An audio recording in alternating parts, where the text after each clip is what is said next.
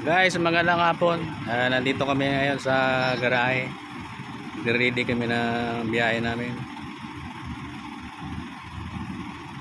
Yan ang truck na gagamitin namin. Guys, dito kami ngayon sa malawak itong garahe, guys. Yan, madami nakaparada na.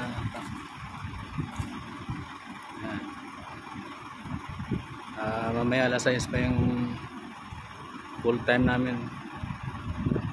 Iba hindi pa nakarating. Yung iba naka-ready na, paalis.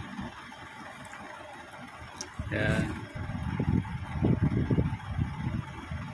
Dito sa likod nito, guys, bakanting lote ito. Pagkahuyan to, guys. So yung bakod niyan sa doon sa highway lang. Ito, napakalawak po. Ayan, guys. Ayan. Dalahiban yan dito. Ayan, guys. Pagkahapon nito, guys, maraming mga alagang baka dito nakakawala. Dito kasi sila pagkahapon. Yan mo, guys.